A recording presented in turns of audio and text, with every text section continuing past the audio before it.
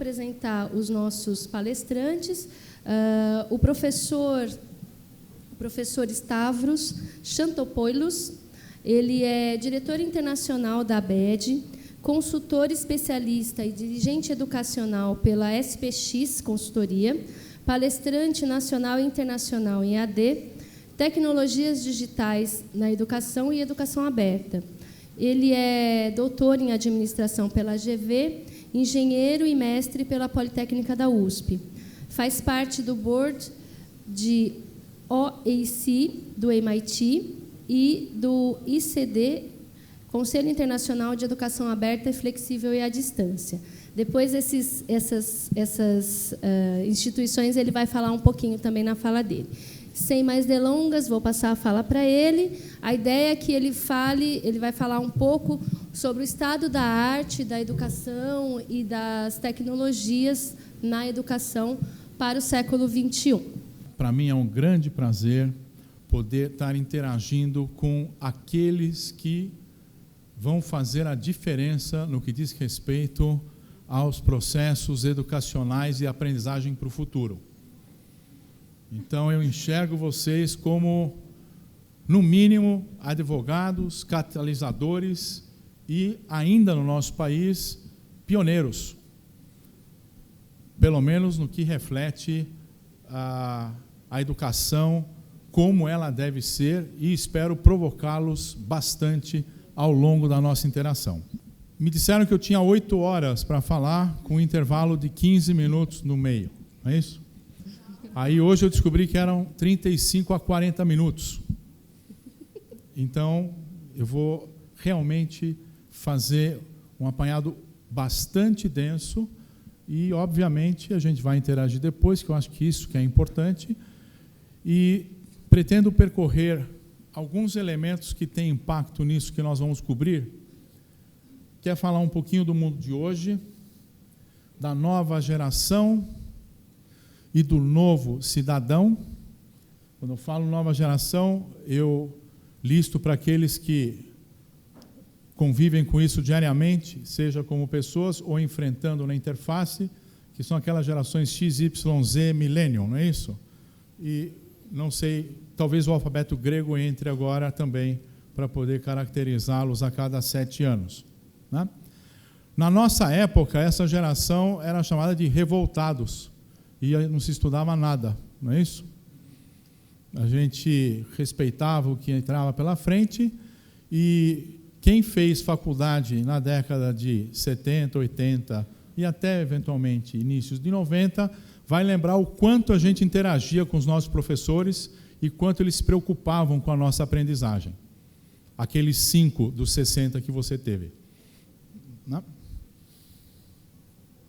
Falar da educação na era digital e depois falar um pouquinho das tecnologias, rapidamente o papel na aprendizagem. Eu sei que a professora Lilian vai trazer, ao meu ver, a Ana Lúcia acertou na mão quando ela definiu esse tema, eu não esperava nada além disso dela, né?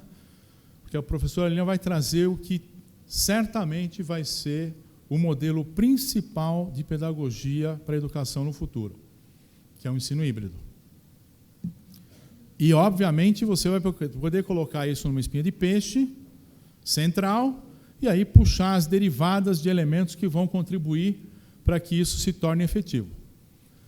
Mas anotem desde já, é híbrido, que na realidade, como sempre foi, quando a EAD começou em meados na década de 90.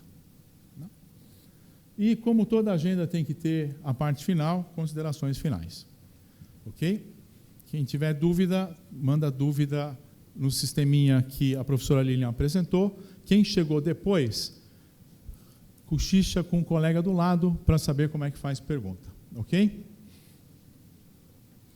Muito bem. Eu vou falar da internet, mas com uma forma um pouco diferente. O nosso amigo Castells, em 2003, comparou a integração da internet com Dar a Volta ao Mundo em 80 Dias, que é um filme que inicialmente foi realizado em 1959 e lançou um ator mexicano chamado Cantinflas, estrelado junto com David Niven. Né? Alguém que lê isso e nasceu depois da década de 90, 2000, não sabe o que está acontecendo nesse título, por isso que eles tiveram que fazer uma refilmagem, provavelmente, colocaram o Shen, né, para poder entender o que é isso.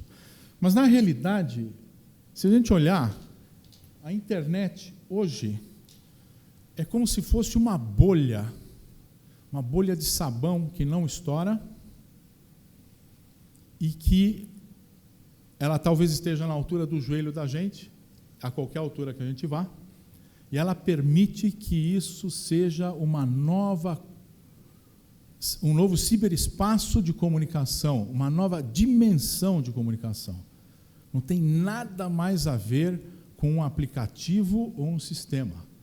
É algo que faz com que o todo esteja dentro desse espaço super heterogêneo, onde todos podem interagir e funciona como um processo para estender todas as relações sociais, independente de qualquer coisa. Isso é um avanço violento no que diz respeito à integração. É uma oportunidade ímpar. É óbvio que essa bolha não está em torno da Terra toda, e isso, se fosse uma política pública, deveria ser uma política pública de nível mundial, né? Que permite justamente que a gente quebre a virtualidade num sistema integrado de logística. Então, isso fica transparente para a gente, mas é muito profundo. O outro elemento é a tecnologia em redes. E para vocês que gostam de futurologia, etc., esse canadense, o Don Tapscott, escreveu quase tudo que ocorreu e que ocorre hoje há mais de 25 anos, quando ele começou a discutir mercado digital, era digital, etc. São boas bases para que a gente possa ter uma coluna de conceitos que podemos até falar que seriam, entre aspas, arquétipos do que a gente vive hoje no que diz respeito à tecnologia de redes. E, obviamente, que a sociedade em rede, ela deveria ser tudo menos esse processo que ocupa 70%, 80% da rede, na qual as pessoas, sem nenhum preconceito, mas tentando descrever de uma forma bem simplista, atuam naquilo que eu chamo de geração KKK.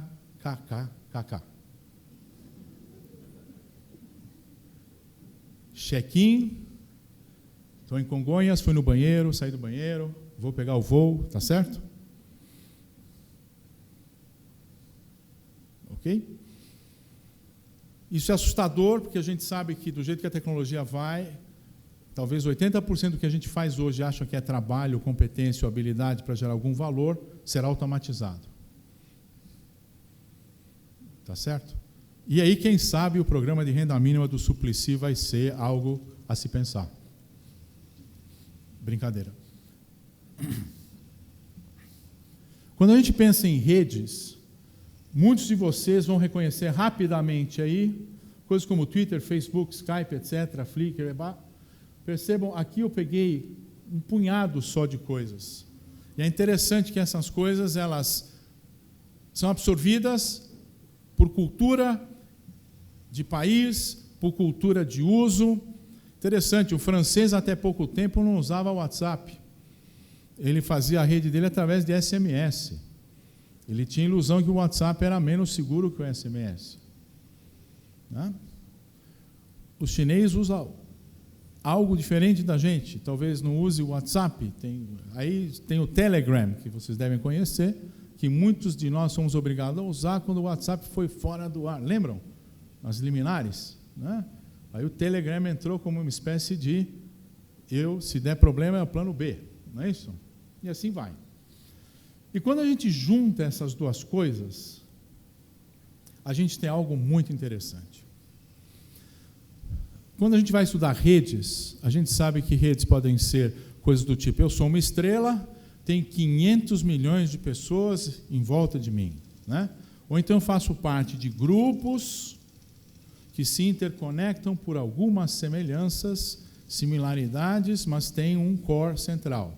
Ou então, o que está acontecendo hoje com a tecnologia block, né? Onde todo mundo se organiza independente de qualquer tipo de hierarquia, mas com objetivos comuns, está certo? Mas o importante não é estudar a rede, é entender que a gente tem as singularidades que a gente tem que cativar e captar para montar a nossa rede. Essas singularidades podem ser hubs do indivíduo ou hubs que são instituições ou elementos que vão gerar interesses comuns para que a gente se organize dessa forma. Isso é bastante profundo. Quando a gente pensava em globalização na década de 90, na realidade a globalização nada mais era do que como você aproveitar de brechas legais para montar uma logística de distribuição em nível mundial. Depois vieram os altos custos e depois houve a produtividade em torno dos processos para ajeitar isso. Hoje não. Eu vivi muito tempo no Rio de Janeiro, até abril desse ano. Fiquei quase 9 anos no Rio, dirigindo um programa de educação à distância e um programa de educação executiva associado a ele. E eu fui visitar o Botafogo Futebol Clube e o pessoal da administração e do marketing falaram para mim que tinham feito uma pesquisa para saber qual é o futuro torcedor carioca, para quem ele vai torcer. E o foco está, obviamente, nos 4 times grandes do Rio: Flamengo, Fluminense, Vasco e Botafogo. Então, eles fizeram essa pesquisa com adolescentes ou pré-adolescentes, de 12, 11 até 16. E qual é o time que mais vai ter torcedores cariocas no futuro? Pode chutar, não precisa escrever, pode falar. Barcelona. É isso. 90% dessas crianças não devem nem saber onde é Barcelona, a cidade. Muito menos Espanha e Europa. Se eu estiver exagerando, coloquem a porcentagem que vocês acharem justa, porque a gente não tem dados disso. Eu gostaria que fizesse uma segunda pesquisa, pegar todo esse povo que falou Barcelona e falar, onde é Barcelona? Tá certo? Essa seria a minha pergunta se eu tivesse visto esse questionário antes de fazerem a pesquisa. Então, percebam, o que essas crianças têm em comum no Brasil, na China, nos Estados Unidos, em toda a Europa, no Japão, na Austrália, onde quer que seja. Elas têm algo que elas podem acessar imediatamente, ao vivo, podem rever, podem torcer e se sentir parte do quê? Daquele processo plástico que ele é feito lá. Está claro isso? Não precisa falar mais nada, né? Muito bem. Essa parte eu estou indo mais devagar porque é muito importante, tem fundamentos importantes aqui para a gente pensar nos nossos cursos, nos nossos programas, ou naquilo que a gente vai ofertar como elemento de aprendizagem para o aluno. E aí a gente tem o que a gente pode chamar de tese de conhecimento, onde eu cria-se mercado das ideias e não dos conteúdos, por exemplo. Atualiza-se e perpetua-se o conteúdo, isso gera valor econômico e estratégico, permite acesso ao conhecimento. É necessário repensar os processos educacionais todos e o próprio desenvolvimento organizacional, seja de uma empresa, de uma instituição de ensino, tanto faz. E tem algo que eu vou pegar de imediato, que é, na minha visão, pré-requisito ser colocado em qualquer plano pedagógico, que é a cidadania digital. Existem movimentos, eu trabalho assim há mais de 10 anos. Hoje a Comissão Europeia lançou uma cartilha de como deve ser o cidadão digital do futuro. O Mozilla tem um programa para ensinar as pessoas a usarem a internet dentro de um contexto ético, né, no contexto da interação que vão fazer. Então, a cidadania digital é algo que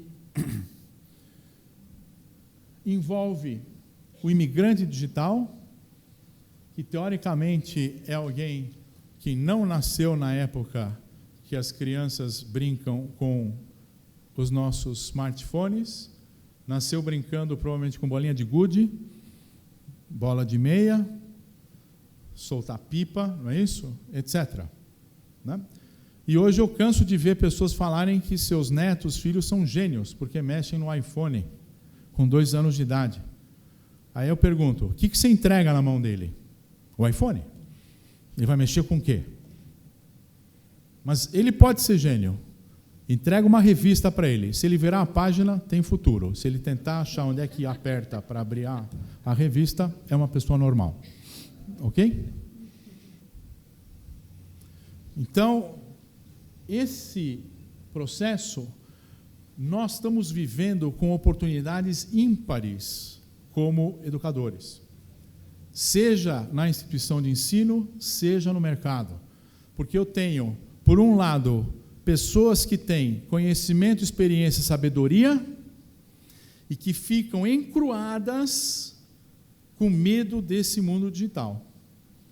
E eu tenho uma garotada que, porque sabe googar, acha que vai definir a estratégia do universo. E, na realidade, aqui eu tenho uma simbiose fantástica de trazer essa garotada para um nível de entender para que servem efetivamente as ferramentas. Obviamente, tem que ter a cerveja, que é o divertimento depois, mas como é que eu uso isso efetivamente? Para a minha melhoria de vida, para a contribuição na sociedade e como eu me comporto nesse novo contexto, onde é difícil você estabelecer os limites de lei, ética, cultura, etc. Né? E, por outro lado, eu tenho gente que quer aprender e tem muito a contribuir. Acho que recentemente esse tema foi tocado quando saiu aquele filme do Estagiário. Vocês assistiram provavelmente, onde o Robert De Niro tem esse papel e a chefe dele tem um papel contrário. Eu poderia ilustrar isso com um filme, não precisava ter feito todo esse papo. Mas ninguém quer ser imigrante e o nativo digital também quer cidadania. Então a gente tem que convergir para essa condição básica no futuro. Então, quando a gente usa tecnologia no nosso processo de ensino e aprendizagem, nós temos que aproveitar essa ponte para criar essa cidadania. Pessoal, estou falando grego para alguém aqui ou não? Se acontecer literalmente, me avisem, ok? Mas, por enquanto, está ok? Muito bom. E aí, essa pesquisa, eu não vou perder tempo, mas isso é uma pesquisa do Gallup, que mostra as preocupações de sobrevivência, recompensa, forma de gestão, evolução, foco e razão de ser no passado e hoje e no futuro. Ou seja, o que o jovem busca e o que a gente buscava. Esses elementos centrais eu que coloquei na pesquisa uma descrição. Vale a pena dar uma olhada. Porque, na realidade, o jovem pensa na vida dele e num propósito. E a gente pensava no meu trabalho e no meu lerite. Ou seja, até hoje a gente pensa, talvez. Né? Ok? Então, vamos lá. Temos desafios onde, por exemplo, formatos do tipo um tamanho para todos não faz sentido, mas nunca fez. Faz menos ainda. E na época que a gente tenha a escola, vamos dizer assim, com alunos da mesma idade, mesma série, mesmo conteúdo, mesmo local, que tinha aquela produção em série com economicidade envolvida no processo educacional, foram poucos países que sabiam, de alguma forma, ou misturar isso adequadamente, ou fazer as divisões para que você tivesse mais PIB para o país. É isso que a gente não percebe. Né? E agora a gente tem uma oportunidade ímpar em relação a fazer isso. E é interessante porque até 2030 a gente vai ter que fazer frente a 400 milhões de demandantes de ensino superior, fora o número daqueles que vão buscar profissionalização, capacitação extra. Se instituir uma universidade por dia em cada país do mundo, não tem espaço para isso. E o pessoal fala para mim que a universidade acabou, que o professor é outro, que a função do professor mudou. Então percebam, não vai faltar aluno. E quem não perceber que tem que mudar, não vai fazer parte desse desafio novo. Como eu disse no início, a educação à distância que nós fazíamos no início da década de 90, ela era um grupo fechado em rede social, que se comunicava via e-mail ou via algum sistema fechado, que fazia chat e reuniões em fórum ao vivo, e a gente não usava tanto vídeo ou transmissão, mesmo assim a gente fazia, porque naquela época a velocidade era 128 kbps aqui no Brasil, linha Embratel. E depois, lá por 1999, 2000, foi para 256, dobrou. Você falava, boa noite, turma! E esperava, porque 20 segundos depois ia chegar seu boa noite nas salas que estavam remotas, tá certo? Então, para nós que somos de origem, tudo isso nada mais é que se multiplicou, e quem aqui acha que não é aluno de AD, ou seja, não vou perguntar para levantar a mão quem fez curso em AD, se funciona ou não funciona, todos vocês, nós somos. Porque quando você tem uma dúvida, você vai para o Google. Quando você quer uma opinião, você lança uma pergunta para a sua rede. Quando você precisa de alguma coisa, você pede indicação ou vai buscando. Está claro isso? Então, bem-vindos. Agora, quem se organizar de uma forma melhor, tenham certeza absoluta. O fator de diferenciação não vai ser o que eu e a professora Lilian vai apresentar. O fator de diferenciação vai ser combinar isso com os melhores geradores do conhecimento, pesquisadores e professores. Gravem bem isso.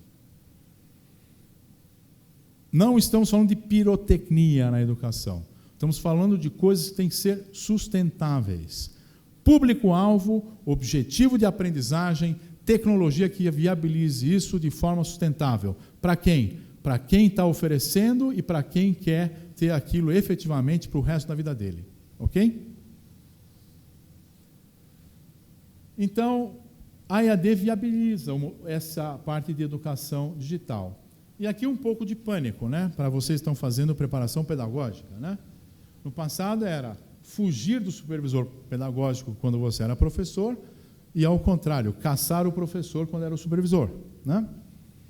Hoje em dia, não. Hoje em dia a gente tem, por exemplo, funções de projeto de curso, conteúdos e atividades, mídia, tá certo?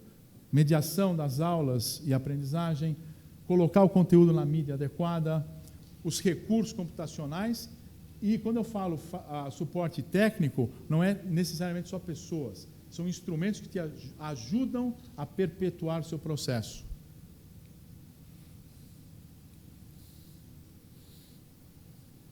Aninha, me dá um toque quando faltar 10 minutinhos? Falta 10 minutinhos.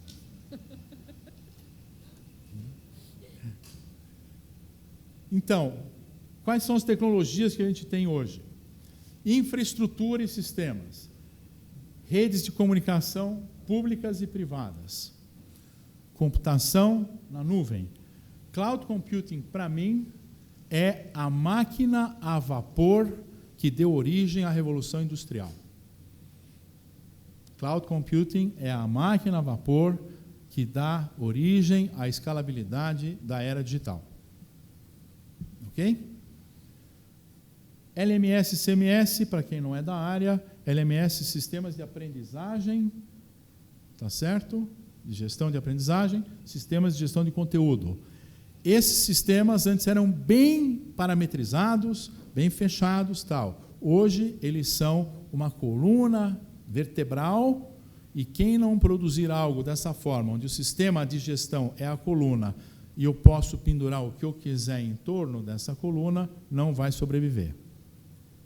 E o desenho instrucional digital, que seria a parte de operacionalizar tudo isso na infraestrutura.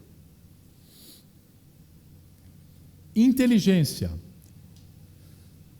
Eu tenho análise de Big Data, que nada mais é do que a gente fazia no passado, que a gente chamava de Data Mining, só que ao contrário. Hoje você tem que saber filtrar e separar os bilhões de elementos de informação que chegam para você de uma forma direta ou indireta, mas a maioria direta, só pelo uso dos mecanismos de rede e da rede mundial e das redes de tecnologia. Analytics, que são análises. Universidades no exterior, por exemplo, sabem a probabilidade que eles têm de um aluno se matricular. E se é baixa, eles sabem o que fazer para aumentar a probabilidade de matrícula.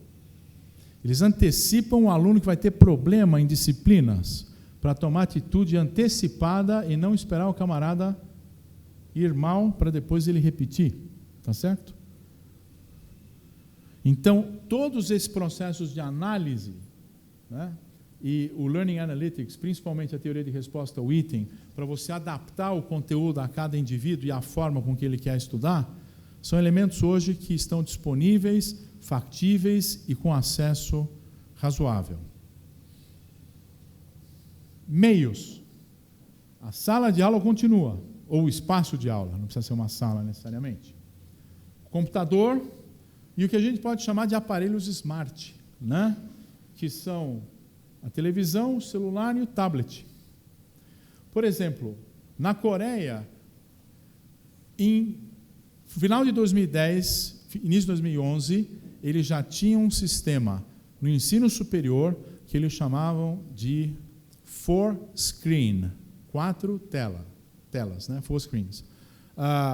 O aluno podia logar no seu smartphone, no metrô, chegar em casa, ir para a televisão, para o tablet ou para o computador, sem perder nada, sem ter que logar de novo, sem ter que fechar nada, trabalhando de forma integrada. Foi um projeto feito com uma rede de telefonia, o governo e as universidades coreanas.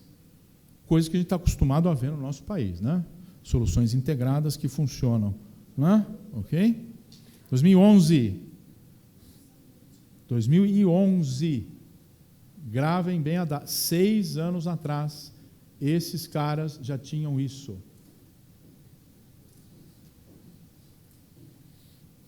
E agora, quando a gente fala de estratégias pedagógicas, o contínuo da educação hoje vai do presencial ao que a gente pode chamar de online ou e-learning puro. Tá certo? E a única coisa que a gente ainda pode chamar de à distância, puramente, é curso por correspondência, que é de um ponto para o outro via correios, quando não estão em greve. O resto é um contínuo. E aí, o que você vai fazer? Você vai temperar isso em termos da característica do curso. Tem uma priminha nossa, filha de uma prima da minha sogra, que falou para mim, eu fiz gastronomia, não dá para fazer nada disso via EAD. Eu falei, não, você não pode acompanhar ao vivo e a cores, num sistema fechado, um cara preparando uma receita, mas eu não cheiro. Eu falei, por enquanto você não cheira, mas você não pode acompanhar? E assim vai. Então percebam, as pessoas acham que porque tem laboratório, treinamento e tal, você descarta tudo. E não percebe, por exemplo, que um curso de biologia, aproveitando sua graduação, professor, vai ser 20% tecnologia e 80% talvez laboratório. Está claro isso? Né? E aí eu posso brincar, eu posso apoiar ou integrar o presencial, posso ter parte dos meus cursos integralmente à distância ou presencial, perdi cálculo 1, posso fazer à distância. A Universidade Tec Monterrey tem 91 campi. Eles ofertam tudo, a presencial e à distância. Ok?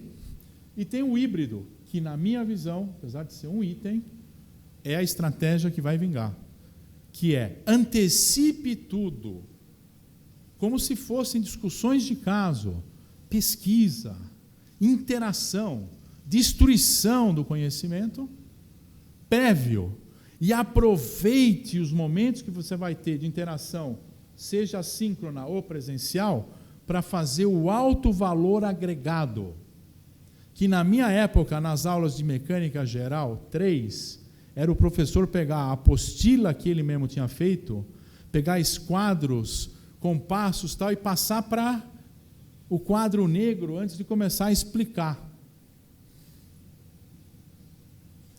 Eu aprendi a jogar truco e pôquer nessas aulas, porque não era nem a última nem a primeira aula, era no meio da tarde. Então eu tinha que esperar a outra aula começar, tá certo? E aí eu ia estudar MEC-G, mecânica geral, sozinho. Aprendizagem adaptativa, isso é algo interessante. Por enquanto a gente tem modelos que, como todo o conteúdo está disponível, principalmente em língua inglesa, você pode dizer, olha, você está fraco em equações diferenciais. O que a gente tem disponível de equação diferencial para reforçar seu estudo? E há uma filtragem que pode ser tanto mecânica ou o próprio professor para direcionar. Busquem entender essas coisas. Aqui não dá, é provocação. Okay? Realidade virtual ou aumentada, simuladores e robôs. Essa parte, no que diz respeito a biológicas, engenharia, arquitetura, não perder vidas. A aviação, o cara voa quantas mil horas antes de subir num avião, num simulador? Médico, já o fazia há muito tempo. Então eu posso fazer um curso de solda olhando para algo que não vai me queimar, não vai gastar material, não vai poluir, não vai aumentar o CO2, tal, etc. E quando eu estiver bem treinado, eu vou lá e faço minha primeira solda. Está claro isso? Então, percebam que isso daqui são as estratégias, essas são as estratégias principais que a gente tem para temperar o nosso processo. Agora, no Brasil, o que nós fazemos? Classificamos o nosso ensino em modalidades: presencial ou à distância. Mas pode ter uma porcentagem de EAD no presencial, que vai aumentar. Eu nunca direcionei meu pensamento dessa forma e nunca infringi uma lei. Você pode achar os espaços e realmente fazer com que tudo seja híbrido, e aí você vê onde é melhor classificá-lo. Tem alguém do MEC aqui? Leva a dica para o ministro. Ok? Benefícios. Basicamente, flexibilidade. Pô, eu não consigo estudar cálculo. Eu gostaria de fazer 50% a mais do tempo de cálculo e eu faço, por exemplo, a parte de, vou falar resistência de materiais, porque tem cálculo, né? Mas a parte de organização do trabalho eu quero fazer em 30% do tempo.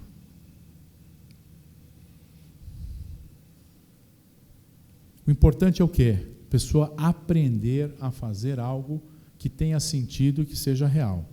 Se a gente não fizer dessa forma, não vai funcionar. Redes universais de conteúdo, instrução e aprendizagem, apesar que aí tem uma palavra já que eu vou trazer, e a inovação, criação de novos ambientes, novas formas de relacionamento e interação. E para terminar, tem uma premissa aqui que a Unesco colocou, olha que interessante. A tendência promovida pela Unesco prevê educação de qualidade inclusiva, equitativa e aprendizagem continuada para todos. Isso é uma premissa da Unesco ou de qualquer pessoa que tem interesse em melhorar a sua qualidade de vida. Eu implementei em 2008, junho, 2 cursos gratuitos, de 5 a 8 horas, sem avisar ninguém, porque era em parceria com um parceiro meu dos Estados Unidos, porque nem a minha instituição acreditava nisso. A gente teve 100 mil acessos em 9 dias e 300 mil acessos em 1 mês. E até a época que eu controlei isso, que foi mais ou menos no final de 2015, mais de 30 milhões de acessos. E desde aquela época a gente dava um certificado, entre aspas, que era uma declaração de participação para todos que faziam o curso online e cumpriam as tarefas e tiravam a nota mínima. Harvard chama isso, de forma bem marketada, de certificado de honra. Ok? Então, o brasileiro é o quê? Ele não quer isso?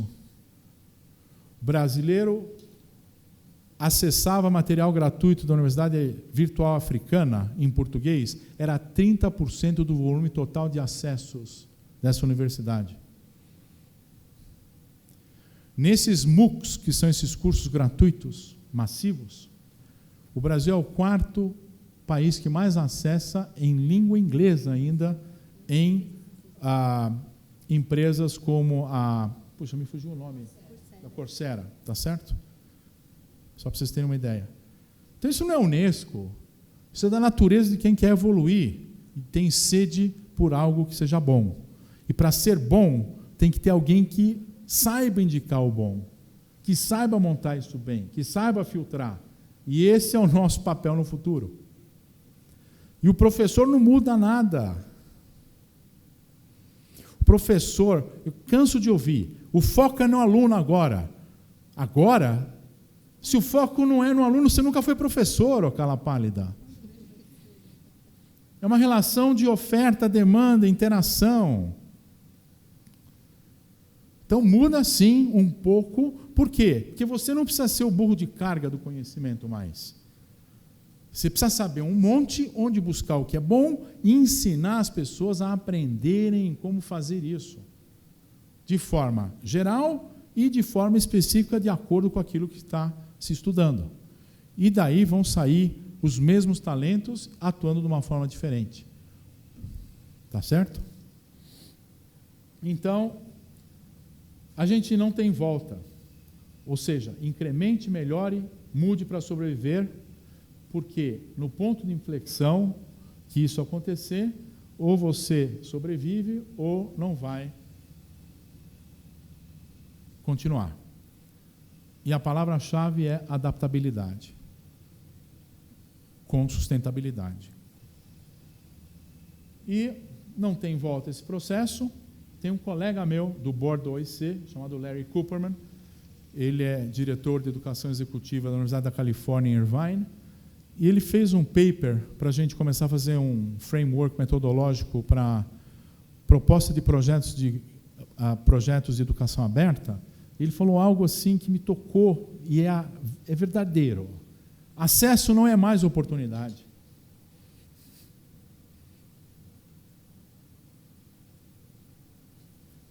Conteúdo não é instrução. E muito menos aprendizagem. Isso define qual deveria ser a visão geral de quem hoje comanda instituições de ensino, seja na gestão, seja no corpo docente. Ok? Extremamente profunda. Espero que eu não tenha copiado, porque eu estou pondo o nome dele aí, tá certo? Mas eu liguei para ele, falei que ia usar a frase, ele falou, não, fui eu que fiz. Né? E aí as metodologias integradas cada vez mais ativas e adequadas às necessidades de quem quer aprender, adquirir habilidades, etc. Né? Não tem fim isso. E nós estamos num processo de transição. É um privilégio enorme estarmos fazendo parte desse movimento. Pronto. Uma frase de Carnegie, depois vocês leem, vai ficar disponível o material. E para não atrasar mais, era isso. Muito obrigado pela atenção. Espero que vocês tenham ficado preocupados.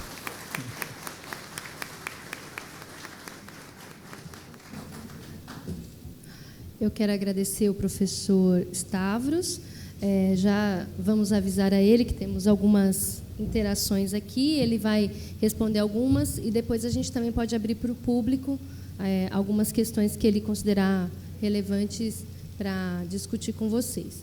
E agora eu vou passar a palavra para a professora Lilian Bassic. Vou falar um pouquinho dela.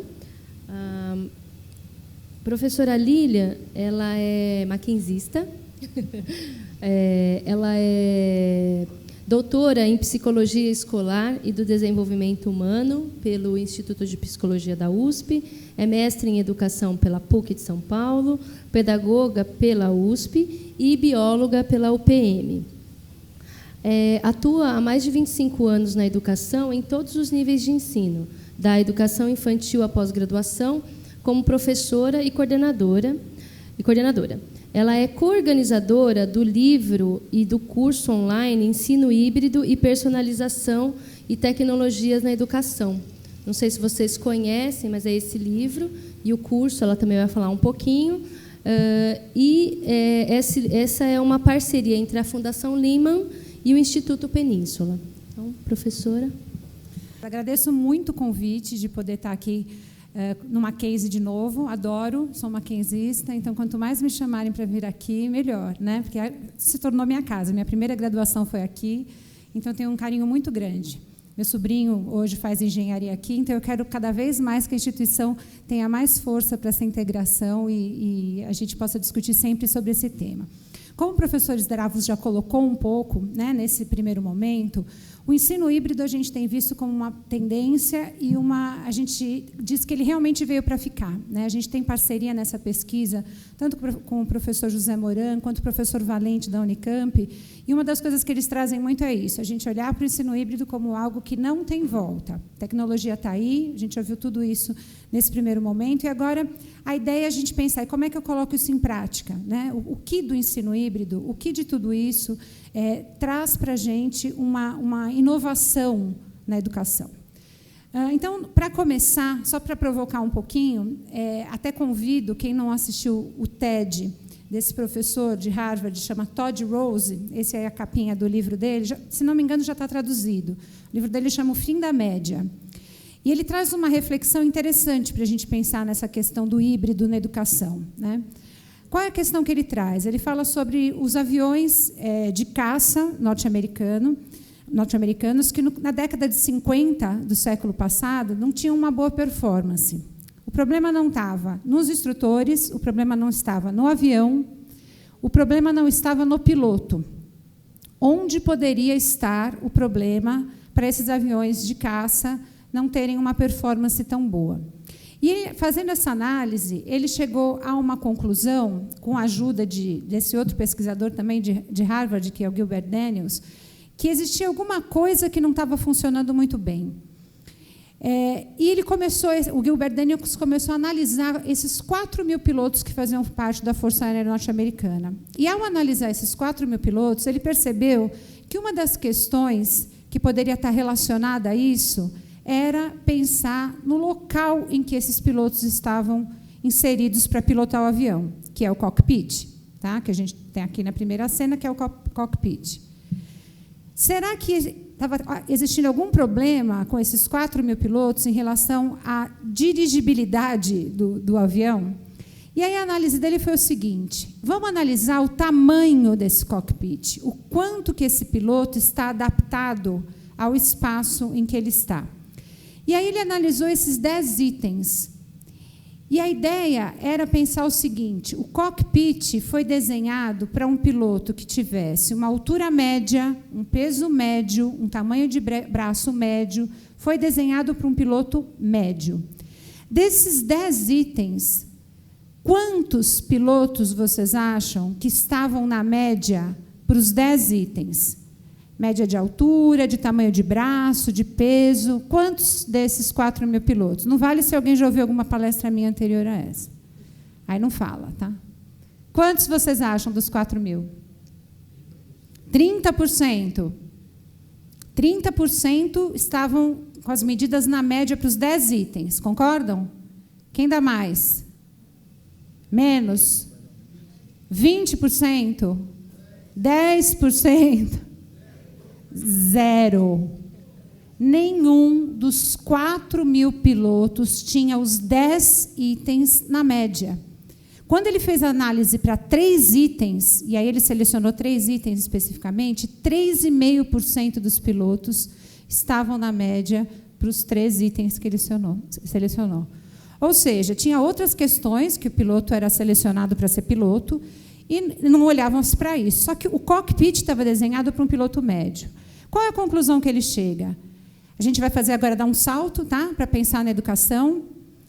Quem é o instrutor desses pilotos na educação? Os professores? Quem são os pilotos? Os alunos?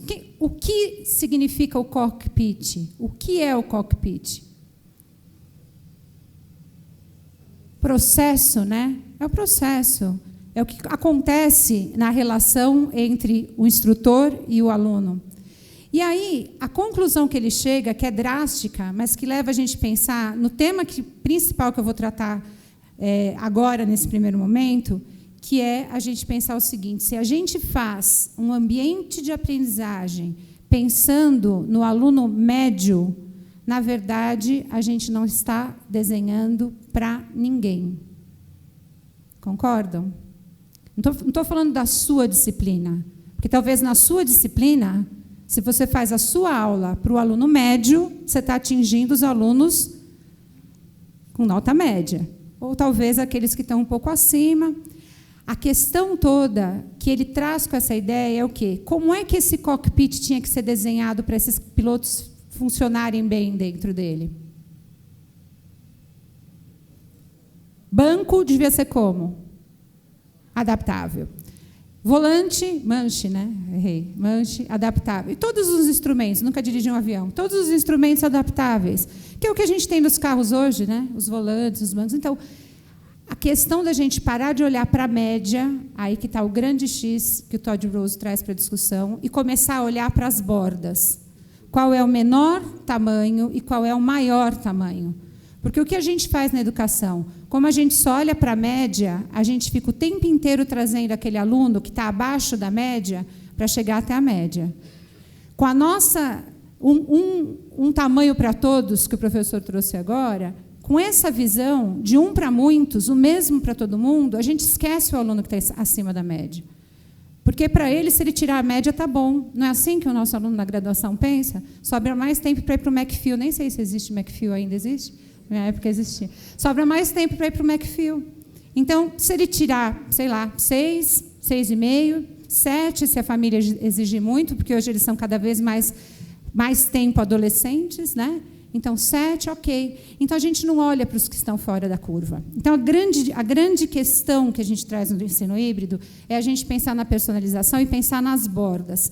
Parar de olhar só para a média e começar a olhar para aquele que tem mais dificuldade, porque tem mais. Super fácil pensar nisso numa sala com quantos alunos? 60, né? No começo do ano. Depois vai diminuindo, mas 60, sei lá, 50. Né? Turmas maiores, sei lá. Na Poli, eu lembro de aulas que eu tive na Poli, quantos alunos naqueles auditórios? Muitos, né? 70? No começo do ano, né? Até o final do ano, 70 o ano inteiro. O povo ralou muito para entrar, tem que levar até o final, né? Bom, e aí a gente tem isso na educação. A gente tem alunos que estão bem na sua disciplina, estão na média para a sua disciplina, mas no ambiente de aprendizagem para outra não estão, e por aí vai. Então, a ideia, qual que é? A gente, em primeiro lugar, eu vi que uma questão que veio aí é sobre pensar na avaliação. Então, em primeiro lugar, a gente pensar qual é a avaliação do nosso sistema educacional. É esse, né? É essa. A gente olha para todo mundo e avalia todo mundo do mesmo jeito. Ah, mas a gente precisa de uma nota, tem o ENAD, tem o ENEM, se estiver falando de ensino médio. A gente tem uma avaliação institucional, tem algo que requer que todo mundo faça a mesma coisa, mas a gente tem um monte de coisa no processo. Como o professor colocou, pensar numa forma sustentável ou sustentada de implementação faz toda a diferença. Porque se eu não posso mudar o final, pelo menos eu mudo o caminho para chegar até esse final, né? Para que faça sentido. E aí a gente tem 3 termos que muitas vezes são confundidos, mas que, pela literatura, pelo que a gente tem pesquisado, são termos que se complementam, na verdade, mas que a gente não está tendo um olhar para cada um deles. Então, por exemplo, individualizar. Acabamos de falar, em salas com 60 alunos, eu consigo individualizar, olhar para cada indivíduo, o que ele precisa e fazer uma aula especial para ele? Não. E nem quero. Porque a grande questão da educação, se é para ser para cada um, faça online no seu ritmo, no seu tempo, não é? Você não precisa estar na sala de aula para ter um ensino mais individualizado, entre aspas. Tá? Segundo lugar, o diferenciar. Ou seja, eu tenho grupos de alunos com interesse em comum e eu apresento para esses grupos oportunidades diferentes de aprendizagem. Ali a gente tem grupos com interesse se reúnem, o professor determina as atividades por cada um dos grupos. Fácil fazer isso? Mais ou menos, tá? Mas dá um pouco mais de trabalho. E outra, se os interesses forem muito diferentes, como é que você resolve isso? Então, quando a gente fala em personalizar, o que a gente está dizendo? E aí a tecnologia entra com toda a força. Pensar que o aluno, no processo, pode conseguir desenhar o seu ritmo, o seu tempo, o momento, o local em que ele vai aprender. Quando a gente fala em várias telas, então eu posso aprender na escola, eu posso aprender do caminho em direção à universidade, no ônibus, no trem. Eu posso aprender em diferentes espaços, momentos e de diferentes formas e ritmos. Então, é aí que está o cerne da personalização. Bom, olhando para isso, nós conhecemos a história dessa escola. Então, nesse projeto que eu me envolvi, que é o projeto de ensino híbrido, a gente conheceu um pouco da história da Summit Schools. Eu não vou passar o videozinho aqui, porque eu quero depois passar um vídeo nacional, e senão não vou ter tempo para isso. Mas se depois no debate a gente tiver um tempinho, é um vídeo de 1 minuto e meio. Tá? Vocês estão vendo que eu não vou poder perder nem 1 minuto e meio. Né? Então, assim, essa escola ela é uma escola de ensino fundamental e médio, e ela é completamente disruptiva. Ela não trabalha com os alunos organizados em sala de aula. Então, ela não tem uma abordagem sustentada, ela tem realmente uma abordagem de quebrar paredes, misturar alunos de formato, de turmas diferentes. E esses alunos vão tendo um ritmo de aprendizado de acordo com as suas necessidades.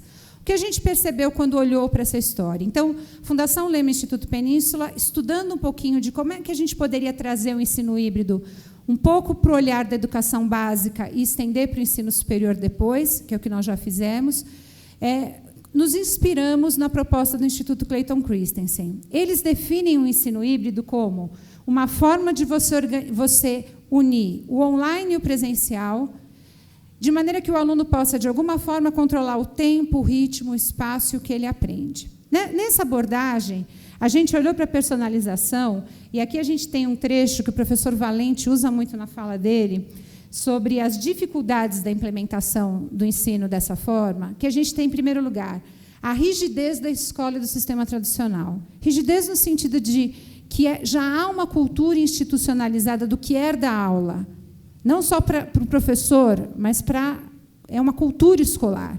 A gente tem o exemplo de um dos professores que fez uma aula completamente diferenciada com os alunos de ensino médio, terceiro ano de ensino médio, que não são muito diferentes do que a gente pega no primeiro ano da graduação. Ele fez uma aula completamente integrando diferentes experiências de aprendizagem, trazendo o online para dentro da sala de aula, porque no ensino médio a gente tem uma carga horária que é presencial, então trazendo o online para a sala de aula. A aula foi extremamente dinâmica, envolveu o uso de aplicativos, de site, ele fez uma curadoria de conteúdo super interessante para aquela faixa etária. Quando acabou a aula, ele quis ouvir dos alunos. O que vocês acharam da aula? Os alunos, foi super legal, foi divertido, a gente sentou com os colegas. Quando é que a gente vai ter aula disso? Esse foi o questionamento do aluno. Quando é que tem aula? Porque o que é aula para ele? Isso que a gente está vivendo aqui agora. Alguém fala, um monte de gente escuta, anota. Isso é aula. E isso, na nossa cultura, é aprender. Né? Até a gente, na universidade, às vezes fala, é tão bom quando a gente vai e o professor fala, porque a gente vai para ouvir ele falar. Então, essa cultura de que o sistema acaba sendo rígido nesse aspecto. Então, é um problema para a implementação, sem dúvida. Porém, além disso, você tem políticas públicas, o receio da escala. Então, você escalar isso requer realmente um cuidado. Como o professor falou, a quantidade de pessoas que acessam... A gente tem o curso no Coursera com acesso estrondoso. Eu viro e mexo, estou lá olhando o que as pessoas estão fazendo, mas é um risco, porque eu não sei como é que cada um dos 20 mil estudantes que estão lá fazendo o curso estão acompanhando, se eles estão realmente fazendo de uma forma adequada. Falta de informação do professor em relação aos conhecimentos anteriores. Quando o professor fala, a gente tem que aprender e se aproximar mais das plataformas adaptativas. Tem uma pergunta que alguém fez aí sobre a Khan Academy. A gente pode até no debate falar um pouco mais daquilo que eu conheço. A gente tem que entender o que eles sabem. Não dá mais para a gente dar uma aula sem saber o que os alunos sabem, como aqui, por exemplo. Né? A gente vem falar para vocês sem ter a mínima noção do que vocês sabem a respeito desse conteúdo. Aqui, ok, é a função, é uma palestra, mas a gente tem muitas aulas durante o ano para quebrar esse paradigma, né? E não repetir aulas da mesma forma. Qual é a relação? Então, no ensino tradicional, a gente tem um tempo fixo de aula, só que tem uma aprendizagem variável. Naquele tempo fixo, vai ter gente que vai ser mais rápida, mais lenta, que vai pegar... Nos primeiros 10 minutos da aula, ele já entendeu a sua aula inteira, e nos outros 40, ele vai tentar atazanar alguém para participar com ele de algo, do truco ou de qualquer outra atividade, né? Então, a gente tem um tempo fixo, mas é uma aprendizagem variável.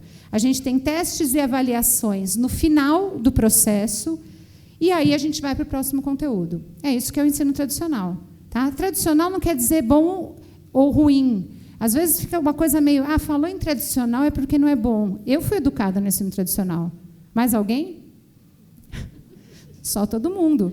Né? Então, nós fomos educados, estamos aqui, e tanto acreditamos na educação que somos professores e continuamos no processo. Então, não é dizer que acabou o tradicional. Híbrido também nesse sentido. O que eu tenho que ensinar de uma forma tradicional e qual a experiência de aprendizagem eu posso fornecer em outras situações? Né? Bom, quando a gente fala de sala de aula tradicional, poderia ser uma sala de aula de hoje? Pode, né? Tudo bem que é madeira, tal, mas pode. O cockpit está muito diferente do cockpit de hoje? Não. Aí chega a tecnologia e logo de cara a gente vê isso. Tá? A tecnologia está na mão de quem? Professor. Melhorou a aula? As minhas melhoraram, porque eu desenhava umas girafas na lousa que ninguém descobriu o que era. Quando eu mostrava assim, Lamarck e Darwin, é uma girafa. Então, melhora. Mas melhora em quê? Na transmissão de conteúdos. Tá?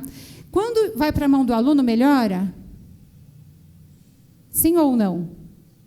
Depende. Eu posso dar uma aula super tradicional com todos vocês aí conectados no celular.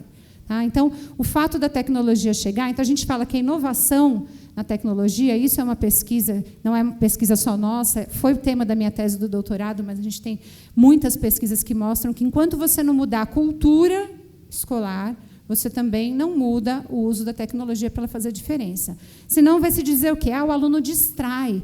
Eu dou uma atividade, ele vai para o Facebook. Facebook não, né? Para o Snapchat, vai mandar imagens, vai mandar... Quer dizer, realmente, porque se não tem algo desenhado para uma aula com tecnologia, você só está transpondo o tradicional para o tecnológico, vai acontecer isso. Né? Então, é um desafio a gente mudar a cultura escolar. E aí, como? Assim, o que a gente pesquisou e tentou fazer aqui no Brasil?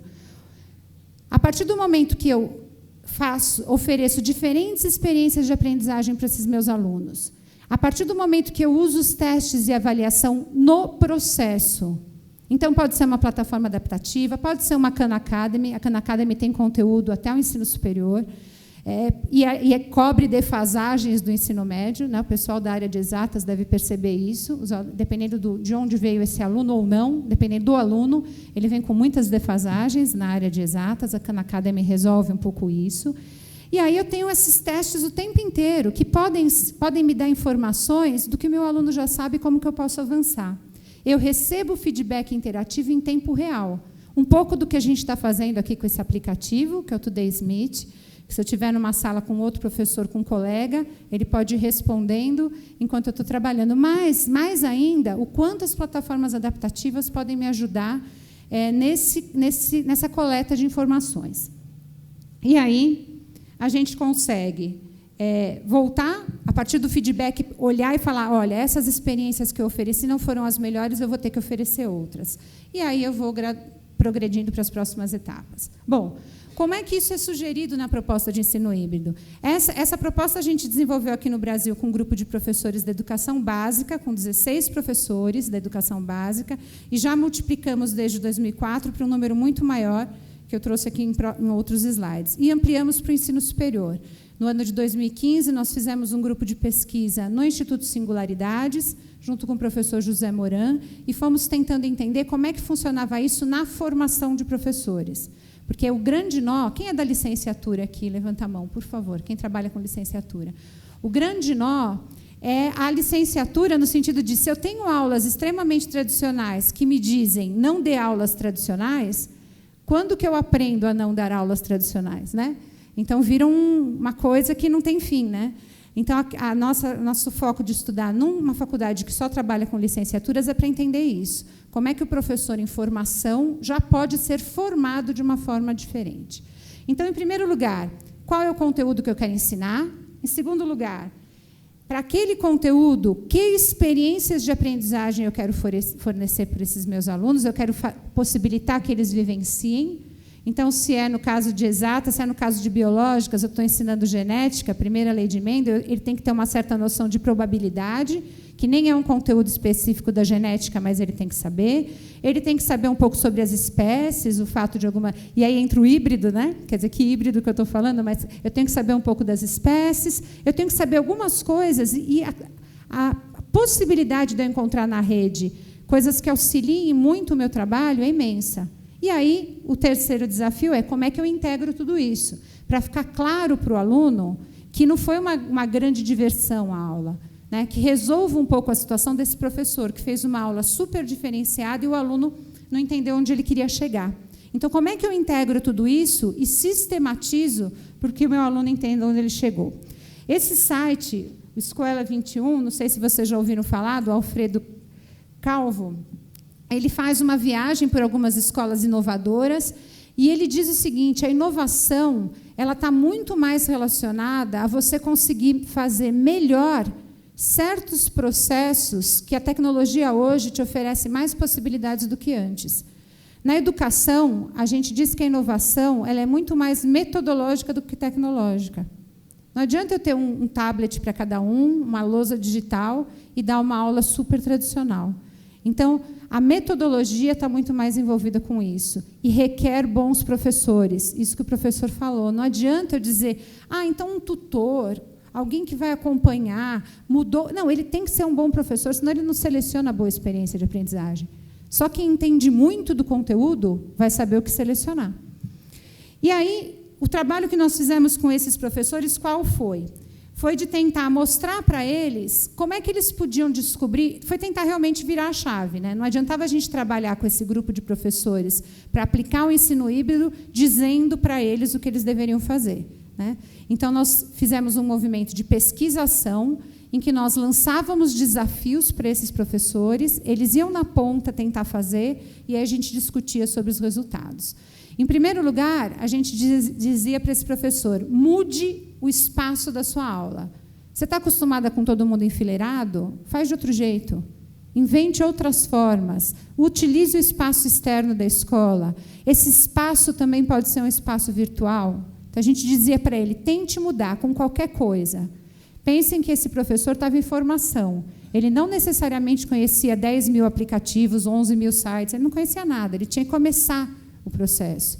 Então, tente fazer alguma coisa diferente, pensando em ampliar o espaço.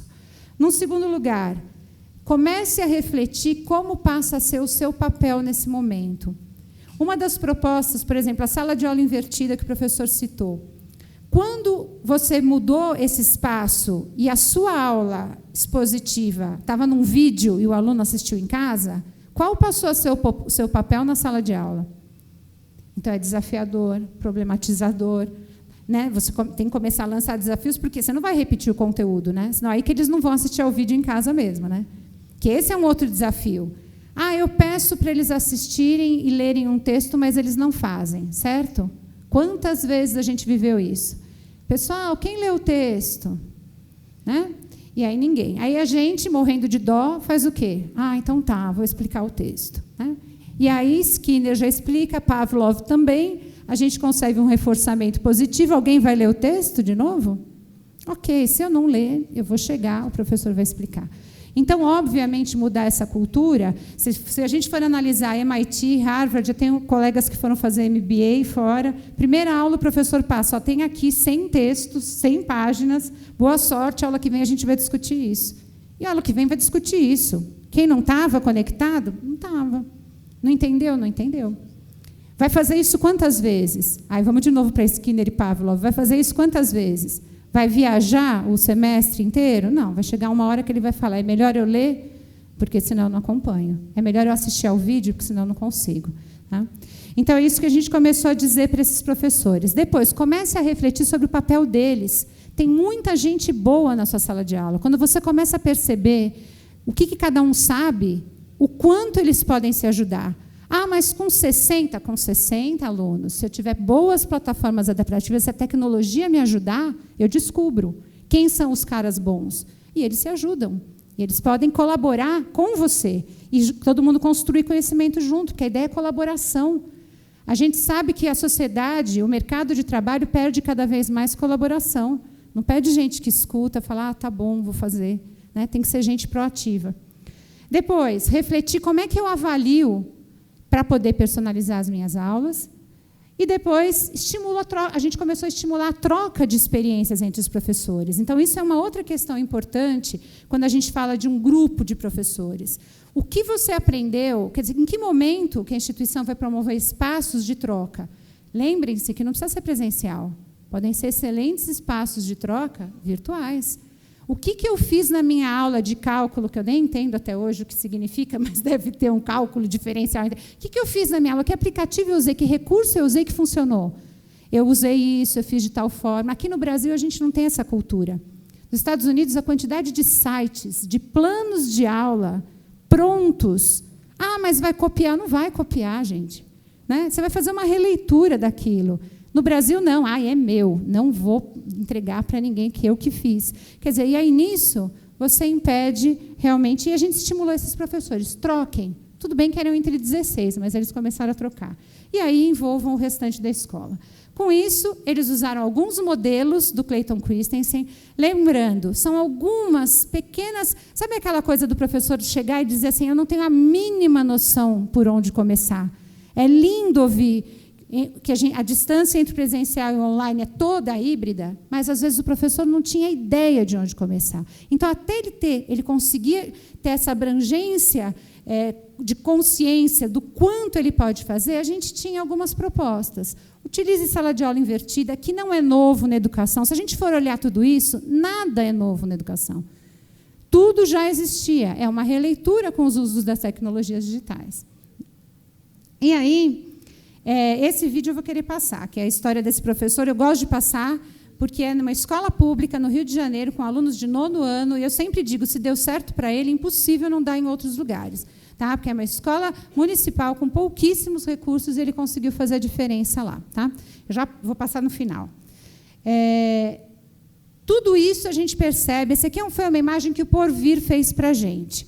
Ah, mas é engrenagem, é mecanicismo, é revolução, nada... O que a gente quis levar como mensagem é o quanto o processo é dinâmico.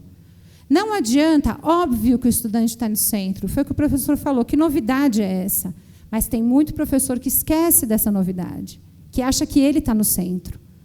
Né? Então, mudar esse movimento. E aí, a gente pensa assim, adianta só a tecnologia ficar funcionando? Eu levo um monte de tecnologia para a sala de aula. Vai mudar esse ecossistema? Não. O que a gente pesquisou, o que a gente começou a investigar com esse grupo de professores é que, quando eu mexo com a tecnologia, eu mexo com tudo isso. Eu mexo com papéis, eu mexo com a gestão, que a gestão também tem que começar a dar conta de alguns processos. Eu mexo com os papéis, eu mexo com a avaliação, com a cultura. E é um processo dinâmico. Todo esse processo, nós conseguimos registrar em um livro, que é esse livro verdinho, Ensino Híbrido. Ano passado, ele foi um dos 10 indicados para o Prêmio Jabuti. Não ganhamos, Demerval Saviani ganhou, não sei porquê, achei que a gente seria melhor que ele, mas me senti feliz em entrar entre os 10. Né? Eu já me senti premiada entre os 10. E aí, este livro, cada capítulo foi escrito por um dos professores. A gente tem o prefácio do professor Valente, primeiro capítulo do professor Moran, um capítulo meu e dos demais coorganizadores, mas os capítulos foram escritos pelos professores. Um capítulo sobre o papel do professor, sobre o papel do aluno, a cultura, a gestão, lógico, embasado por uma teoria, foi supervisionada essa escrita, não só pelos organizadores, mas por outros pares que colaboraram na escrita. Então, ele tem uma abordagem teórica, mas ele tem uma abordagem prática. Tá? E aí, esse livro virou um curso online. A gente tem esse curso no Coursera. A gente tem 2 locais, na verdade. O Coursera, que agora ele é um curso autorritmado. Por incrível que pareça, o Coursera começou a pensar que não dá mais para deixar livre demanda. Ele começou a autorritmar alguns cursos, e o nosso está nesse bolo de cursos autorritmados. Ele também está na plataforma do Singularidades, nesse site ensinohibrido.org.br, que aí todos os vídeos estão disponíveis, textos linkados com o YouTube e de fácil acesso. E aí a gente tem um resultado, quer dizer, a gente teve, em 2016, mais de 21 mil cursistas que fizeram nas nossas muitas plataformas, 5.500 concluintes. Obviamente, o concluinte é aquele que finaliza e entrega a última atividade, mas a gente sabe que muitos deles passaram por muita coisa no curso, mas não quiseram submeter a atividade final. E a gente tem o curso até na EFAP, que é a Escola de Formação de Professores do Estado de São Paulo, e nós formamos quase 5 mil professores no Estado. Acabou meu tempo. Bom, acabou meu tempo, só vou passar o videozinho. Do despertador, viu? Eu não acordo nesse horário. Só, bom. É meu timer. Era férias, né? Não, estou brincando, é o time. Bom, então a gente teve nesse grupo, né, isso que a gente acha interessante, 17% de professores do ensino superior, o que deixa o material mais rico e acessível a todos. Benefícios que a gente tem percebido como resultado. Isso relatado pelos professores, tá? Não era questionário fechado, eram perguntas abertas. Então, maior interação dos alunos, maior aprendizado, maior envolvimento do aluno, maior interação entre os alunos e dos alunos com os professores, alunos com mais autonomia. Tá? A gente fala tanto de autonomia na educação, mas a gente exercita pouco. A gente tem algumas referências, eu vou colocar o material todo, um PDF dele aí no Today's Meet, para vocês acompanharem depois, e os meus contatos. Vou convidar vocês para entrarem na comunidade do Ensino Híbrido no Facebook. A gente tem muito relato de professor, a gente teve um grupo no Rio Grande do Sul, da Universidade Comunitária, chama URI, esqueci, Regional Comunitária no Rio Grande do Sul, que os professores fizeram um grupo de pesquisas ali e aplicaram a proposta. E é muito interessante o retorno que eles dão. Tá? E eles fizeram várias videoaulas para contar um pouco do trabalho deles. Então, ficam aí os contatos. Eu vou finalizar o videozinho do professor Eric, que tem 1 minuto, aí eu acho que eu não extrapolo demais o tempo. Tá? Meu nome é Eric Rodrigues, eu sou professor de História da Escola Municipal Emílio Carlos, que faz parte da rede da Prefeitura Municipal do Rio de Janeiro. Na aula de hoje, eu procurei mesclar os métodos sala de aula invertida, rotação por estações e fazer uma personalização individual do trabalho de cada aluno, especialmente através da agenda que eu costumo compor e é sempre a primeira etapa ao pensar a aula. Em relação à sala de aula invertida, ele tem que ser sempre um método utilizado como uma opção, porque nem todos os alunos têm acesso à internet, computador em casa, ainda que seja muito válido, tem alunos que se interessam muito por esse método, é sempre preferível contar com uma segunda opção, realmente um plano B para aqueles que não têm esse acesso. Eu acho que esse tipo de análise personalizada é o que me permite encaminhar uma próxima aula, pensar num momento à frente. Uma das principais ferramentas que eu utilizo é o YouTube, me permite carregar vídeos que eu já elaborei antes, eu mesmo crio os vídeos. Uma vez que eu carrego isso para o YouTube, o aluno que trabalha por sala de aula invertida acessa no YouTube e consegue realizar todas as tarefas em casa. Já aqui eu faço um upload offline desse arquivo para cada computador e o aluno pode acessar ele tanto da aula do dia, quanto se ele precisar para algum tipo de consulta, vídeos de aulas anteriores. Uma dica que eu daria ao professor da rede pública que pretende trabalhar com ensino híbrido, que quer se envolver com ensino híbrido e que está pensando em como realizar isso na sua sala de aula, é realmente pensar sempre com criatividade. Eu acho que a criatividade é a essência para você superar as limitações que vão surgindo a cada momento quando você está tentando desenvolver uma coisa nova. E, eventualmente, você vai ver que vai surgir um momento em que parece que é impossível realizar uma coisa da maneira A, mas você tem sempre acesso a uma pessoa que pode te ajudar a construir aquilo de uma outra maneira, às vezes uma pessoa da direção que viabiliza um recurso técnico, às vezes um colega que tem uma noção da pedagogia, de como desenvolver aquilo e pode te inspirar a criar, por exemplo, um método avaliativo diferente ou pensar numa outra maneira de expor um conteúdo, até de desenvolver uma habilidade. Se você conseguir aliar a persistência à criatividade, persistência porque inevitavelmente a gente se frustra quando lida com algum tipo de dilema, parece que vai ser inviável, mas é sempre possível encontrar uma maneira alternativa e acho que a criatividade é a grande aliada nesse processo. É isso, acho que a fala dele é bem inspiradora, porque com os recursos que ele tem, ele realmente se sente motivado. Agora vai passar umas 3 vezes. Da Escola Municipal Emílio Carlos, que faz parte realmente da rede funciona. Da Municipal do... Então é isso. Agora a gente está aberto, né, às perguntas e eu fico à disposição se alguém tiver dúvidas. Obrigada. Nós recebemos algumas interações aqui. professor Stravos vai responder algumas delas, e também a gente tem a opção do microfone, está com a Maria. Maria? Tá? Se alguém quiser fazer alguma colocação, alguma pergunta, já pede para ela o microfone. A gente pensa que, como estamos com o tempo um pouquinho apertado, vamos pensar em 3 perguntas. Tá? O professor Stravos e a Lilian vão dar uma comentada geral no que vocês postaram, e a gente faz mais uma pergunta ou 2 da plateia, tá bom? Então, quem quiser já fazer a pergunta, já levanta a mão que a Maria já leva o microfone. Vocês mandaram algumas perguntas aqui, uma da qual acho que a professora Lilian já falou, do Khan Academy, né?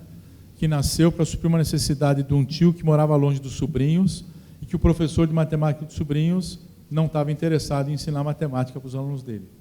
E aí ele criou formas lúdicas que vão atingir o objetivo, que matemática é linda, né? Se alguém te mostrar esse caminho. Se te mostrar o caminho inverso, é uma loucura. Depois ele evoluiu para algo muito interessante. Hoje, tudo aquilo que eu coloquei de analytics, learning analytics, tal, ele faz em tempo real. E ele talvez seja um dos poucos no mundo, a gente pode dizer que é uma espécie de Bloomberg dessa interação, principalmente pela plataforma dele, que é fundamentalmente o YouTube e a plataforma própria que ele criou. Aqui tem umas perguntas interessantes, né? Primeiro, eu vou aproveitar quando a professora Lilian falou, se fosse aula, seria diferente. E aí todo mundo ficou com aquela cara, duvido, né? Se a gente tivesse um aplicativo aqui, para cada um dar a sua opinião sobre as questões que a gente está colocando, a gente já teria revolucionado isso. Porque se eu perguntar nesse instante, qual é o nível da represa da Cantareira hoje? Cada um tem uma noção disso, não tem? Em função do seu conhecimento em relação à chuva caindo, passo pela estrada, sobrevoo, não é isso? Então a gente filtra pelo nosso olho. Então, eu ia destruir o conhecimento, que é o que está fazendo. Nós estamos destruindo ele. Poderia ter feito isso individualmente ou em grupos. Poderia ter feito um quiz para ver quem que ia ganhar no final. E depois que a gente colocasse o slide dizendo o nível é X%, você reconstrói tudo em função dos elementos que fazem isso existir. Está claro isso? Isso é complicado de fazer? Não.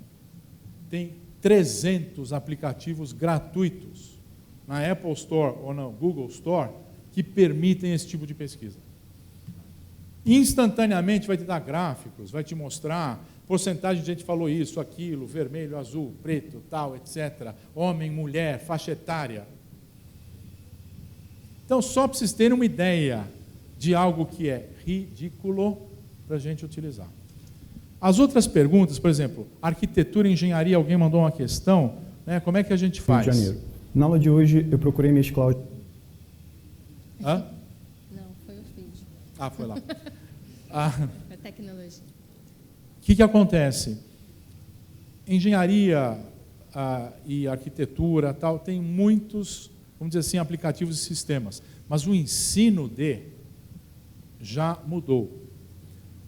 Houve uma ruptura de processo, e é isso mesmo, professor, é processo, né? A Babson School of Engineering criou a engenharia baseada em projeto e problema, pode ser PBL. Não estou juntando, são coisas distintas, mas na engenharia se usa os dois. É projeto, visão sistêmica e problema. Então você tem um problema de engenharia para resolver, que vai precisar de álgebra linear, cálculo 1, resistência dos materiais, mecânica dos fluidos, cálculo estrutural, papapá. E você vai puxar a teoria de acordo com a necessidade de resolução. Então percebam que eu estou migrando para aspectos de realidade. Eu tive álgebra linear no segundo semestre, dado por uma aluna da mestrado da matemática que odiava Politécnico. E fui usar no 4º ano em pesquisa operacional. O que eu sabia de álgebra linear no 4º ano? Nada. Tá certo? Então, o dia que eu precisar integrar isso, eu tenho um fenômeno, eu tenho um projeto, tenho visão disso integrada de impacto de todo quanto é tipo, impacto técnico, impacto de sustentabilidade, ecológico, e eu reúno os elementos. Isso dá trabalho. Então, aí, esse é o grande ponto. O INSPER implantou o curso de Engenharia Civil e de Produção nesse modelo. Quem fez foi um colega nosso politécnico. Não, o diretor é o... me fugiu o nome. Colega do Henrique Correia, que fez mestrado. Ele estava terminando o mestrado quando eu entrei. Já vou lembrar. O nome é Dose. Né? E depois falou em filtro. Gente, o filtro eu acho que foi dito por todos nós. Né? Você pode até ter tecnologia capenga. Se o professor é bom, ela não vai ser tão efetiva. Agora, se você juntar um modelo pedagógico excelente que integra a tecnologia para fazer com que se amplie a competência do professor, você vai ser gol de placa toda hora. Então, filtro, obviamente. Falamos em curadoria, né? E também, algo que a gente não tratou, tem um problema sério de, a hora que eu vou pegar material, misturar com o meu, fazer isso, aquilo, é livre, não livre. Nós temos, por exemplo, Creative Commons. Mas respeitar isso é outro problema. Então, a parte legal de copyright, de direitos, tal, não está resolvida nesse sentido. É uma discussão muito ampla. Depois alguém falou, a língua inglesa é tudo tranquilo, e nós? Começa agora. Começa agora. Por quê? Falta pouquinho tempo para não só traduzir texto, já está bom, mas falta pouco tempo para eu falar bom dia, turma, e isso ser ouvido por qualquer língua, por quem estiver ouvindo meu bom dia, da forma com que o país dele usa, que às vezes a gente fala alô no telefone, o português de Portugal fala estou, não é isso?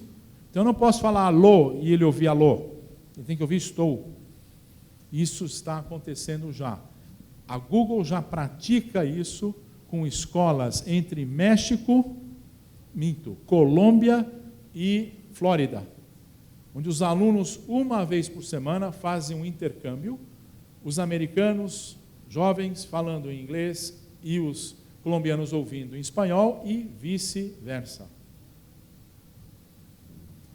Então, a língua é a única vantagem comparativa que nós temos hoje para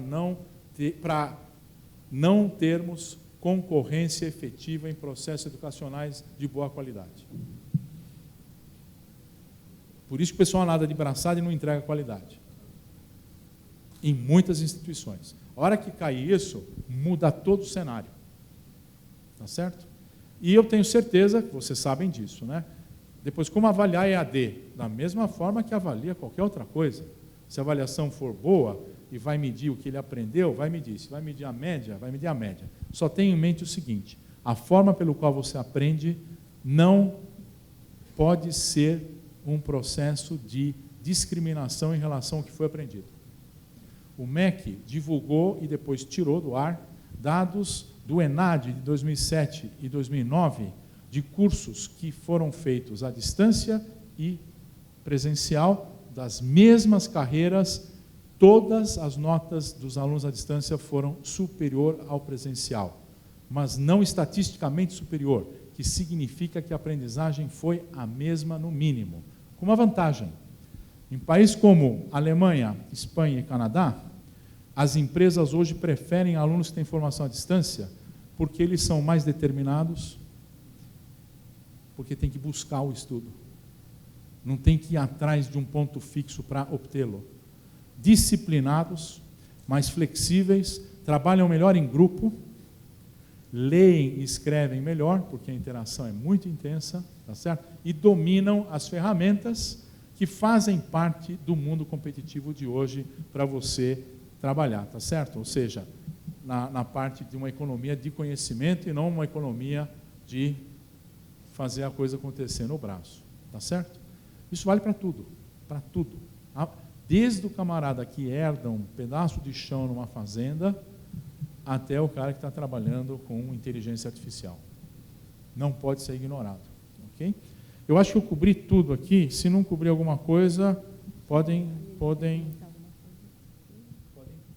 Não, acho que o professor passou pelas questões que foram relacionadas à fala dele. Acho que interessante seria abrir, né, se as pessoas quiserem comentar, perguntar algo, a gente fica bem à disposição.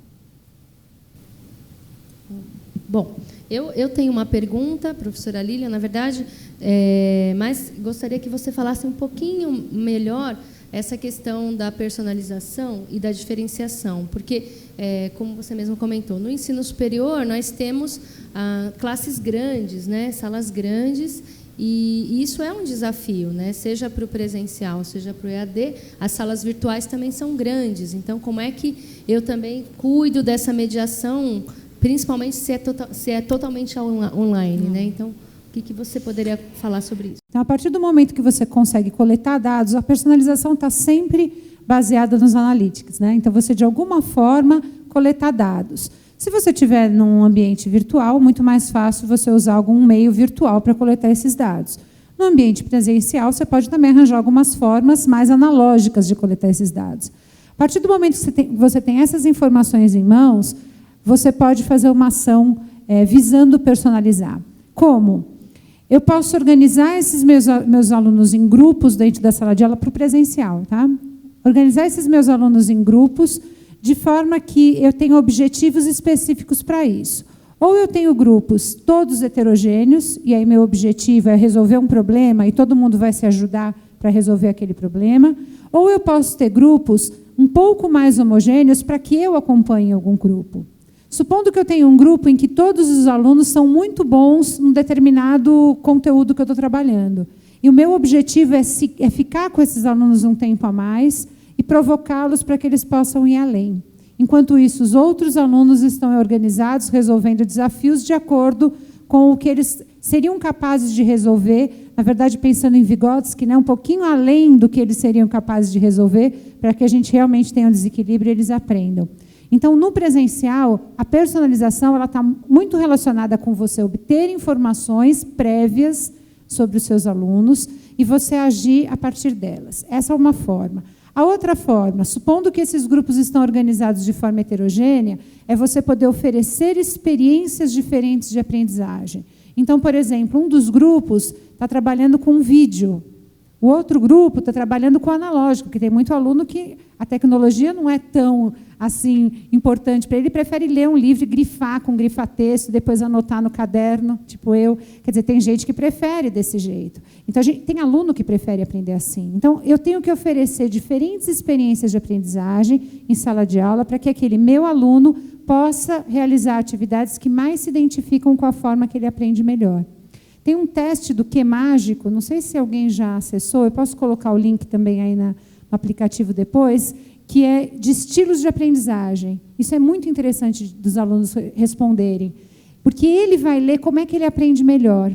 Então, tem alunos que aprendem melhor colaborativamente, tem alunos que aprendem melhor sozinho, o outro atrapalha e ele distrai. Então, você também conhecer um pouco o estilo de aprendizagem dos seus alunos favorece. Então, isso, por exemplo, de um ambiente presencial complementado pelo online, ou em sala de aula, ou em outros ambientes. Agora, se a gente pensar num outro movimento, que é em turmas grandes do EAD, de que maneira que eu organizo esse EAD? É lógico que aí o professor tem muito mais. De que maneira que ele é um EAD que não é uma transposição do presencial? Que eu acho que essa é a grande questão, né? Então, pensar como é que no EAD você pode personalizar de uma forma mais específica. Aí eu vou deixar para o professor contar. Olha, muitas das questões que a gente acha que na EAD se perde, por exemplo, aquela parte de estar junto com a turma. Se perde só a parte dos sentidos que você não consegue fazer via computador, tá certo? Então, o que acontece? Eu tinha tutores que, a partir da segunda ou terceira interação num chat, já sabia como é que tinha que controlar o aluno como se fosse uma sala de aula convencional. Então, mas eu não sirvo para isso. Aí é outro papo. Porque tem o estilo de aprendizagem e tem o estilo de ensino. Vocês terem uma ideia, isso são dados reais. Eu fazia, por exemplo, turmas para preparar tutores para trabalharem para mim. Então, ele vinha o currículo. Então, tinha doutores, mestres, especialistas. 40% caíam fora porque não completavam o primeiro módulo, que era ensinar no ambiente virtual. Ou seja, como que eu viro um professor virtual? Ou seja, 40% dos professores não passavam. À medida que o tempo foi passando, a última turma que a gente fez foi 2012, 2013, não lembro agora, esse número diminuiu para 25%. Então vejam vocês que já está entrando professor com pelo menos uma vontade, não só de quero ser, mas tem o cacuete para. Está claro isso? Então é um processo igual da aprendizagem. Tá certo? E como a professora colocou extremamente bem, tudo isso é releitura. Tá certo? Com uma vantagem. Não tem como o cara se esquivar no EAD. Se ele quiser, ele pode ir lá, não fazer nada, fazer a atividade final e passar. Problema dele. Não se esquivou, eu garanto para vocês, porque se ele não fizer aquilo lá, ele não passa, se o curso for sério. Ok? Qual a porcentagem de alunos assim no EAD? Não chega a 2%, 3%, que o cara vai te dar aquela surpresa. Tá certo? E interessante, você precisa fazer com que o aluno se torne um aluno de EAD. Então, segurar na mão muito mais que no presencial. Então, é um processo, entre aspas, o que eu vou falar não tem nada a ver com as nossas linguagens de doutores e mestres, tá? Mas o pós-venda do seu processo é muito importante.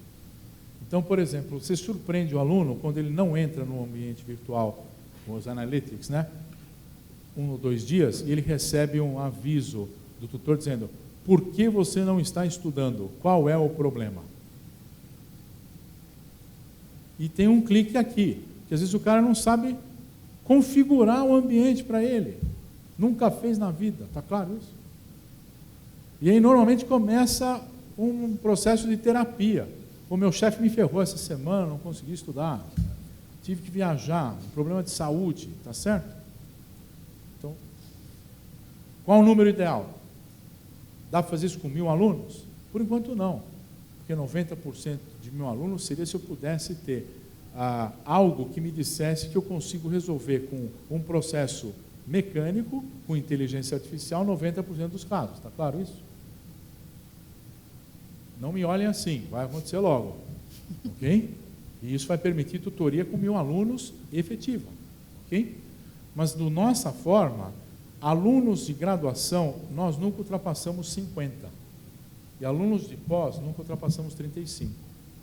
O MEC tem um número mágico, 133. 1 para 133. Não sei onde ele tirou essa cabala aí, né? 133 soma 7, pode ser isso, né? Mas por que não é 125 e tal? Não sei. A fórmula que o secretário, na época, foi o Carlos Bioschoff, que fez muita coisa, mas esse número até hoje eu tenho ele na cabeça. Por que 133? Tá? Então, até 133, dentro das regras do MEC, você está ok. Agora, se o aluno vai aprender, porque você não tem que ter um super tutor para cada turma. Quantos super tutores a gente tem? Quantos super alunos a gente tem? Está claro isso? Né? Então, aí vocês percebem que a problemática é muito semelhante, só que na EAD se agrava, porque a presença, ouça o que eu vou falar, é maior. Se vocês forem numa turma, aqui já teve graduação, os caras nunca se viram na vida, se vê em 4 provas, quando se encontra parece que se conhece há 30 anos, e é só isso aqui. Né? Opa, professor, precisa no microfone ali, quem está com o microfone? O professor absolutamente ignorante em termos pedagógicos, mas uma pergunta assim que vem: os chineses, os coreanos, têm sido extremamente falados sobre os sistemas, a rapidez e a revolução que conseguiram fazer no seu ensino. O quanto foi utilizado, ou poderia ter sido melhor utilizado, se utilizassem metodologias mais digitais. Não que eu seja contra, a pergunta é absolutamente inocente mesmo. Não, não é inocente, é uma pergunta excelente. Professor, seu nome eu não peguei. Paulo. Professor Paulo, a Coreia entuchou o ensino fundamental com tecnologia e criou um bando de idiotas. Eles perderam uma geração. E na parte básica de ensino, eles voltaram para os métodos tradicionais. Para entender muito melhor o que talvez a neurociência vai absorver. A professora, a senhora é psicóloga, não sou, mas o que a neurociência está absorvendo e não estamos integrando totalmente as áreas. Porque, sugestão, leiam journals científicos de neurociência quando tem artigo de educação. Porque já começamos a ter novas configurações dentro do cérebro de como, por exemplo, armazenar informação. Hoje é importante eu saber a informação ou onde obtê-la, está claro isso? O seu cérebro já se posicionou para isso. Então, quando você dá uma referência para o aluno e a referência tradicional, para aquilo não tem utilidade. Então, já no seu plano de aula, comece a utilizar www, http, tá certo? E, eventualmente, onde isso está correlacionado, ok? E isso não é invenção minha. Há estudos profundos sobre isso. E a Coreia não só fez isso, como eu tive a oportunidade de conhecer um dos fundadores do plano de políticas públicas da educação da Coreia. E eles evoluíram de uma forma fantástica, que no pós-guerra, se você olhar para Seul e o rio que corta Seul, que agora me foge o nome, parece esses nossos córregos que a gente tem aqui em São Paulo, com aqueles barracos que infelizmente ainda existem. Nesse período, perceba que o modelo que eles utilizaram era: se eu sei martelar, eu vou ensinar a martelar quem estiver ao meu redor na hora que der. Então, se a gente tomar café hoje às 5, todo mundo vai aprender a martelar. Esse foi o modelo educacional pós-guerra na Coreia. Depois eles construíram a escola tradicional em 2 etapas, uma fazendo o que eu falei para o senhor, aquele processo de muita tecnologia e pouco cabeça, tá certo? E depois eles pegaram o jeito. Hoje, eles chamam o sistema de hoje AAA, Anyone, Anywhere, Anything, tá certo? E isso, o que é? Essa mistura. Eu posso ter alunos de 9 anos dando aula para alunos de 7 anos, se ele é avançado, porque aí ele não fica se comportando mal porque ele terminou antes e não tem o que fazer, está claro isso? E assim vai. Qual que é? O plano não é um modelo educacional, esse é o problema de raiz nosso, que não é deles, não é do Japão, não é da Noruega, não é da Suécia e tal. E eu estou cansado de ouvir que nós somos diferentes, a nossa cultura é outra, a gente é um país grande. Grande, tem 5 mil municípios. Nós não temos base. Então, qual é o conceito? Toda a população ativa tem que estar apta a trabalhar na economia do conhecimento. Não importa se tem 15, 20 ou 60 anos. Só os de 70 que eles liberaram. Então, até 2025, todo coreano vai estar apto a trabalhar na economia do conhecimento. Chineses escalaram 120 mil tradutores quando o Coursera começou a soltar cursos. A Universidade Aberta da China tem 20 milhões de alunos. É número isso ou não? Vamos falar de número? A Universidade Aberta da Indonésia tem 700 mil alunos. Tá certo? Então, é uma questão de você colocar. Se eu tivesse a caneta do ministro da Educação hoje, a primeira coisa que eu faria é: política educacional pública é federal. A estrutura é de técnicos e instâncias que pensam a visão dessa estrutura. Se muda partido numa partido, se o secretário municipal X está fazendo um bom trabalho, ele fica, ele não sai. Assim vai. Não precisa falar como é, tá certo? Agora, o que tem de doutor falando bonito, com todos os sotaques, né? O que que me impressiona mais são aqueles mais sofisticados. Ok? Professor, quero agradecer, então, mais uma vez, ao professor Stavros, a sua presença, a toda a sua contribuição, sua experiência. Professora Lilian também, quero agradecer do fundo do coração, acho que foi uma tarde muito interessante para nós, que, na verdade, como eles mesmos nos disseram, né, não temos nenhuma resposta, temos muitas provocações e questões para pensarmos e trabalharmos juntos durante todo esse semestre. Então, agradeço a todos e, como a professora falou, depois o material a gente vai disponibilizar para vocês no próprio aplicativo e agradeço mais uma vez a todos vocês.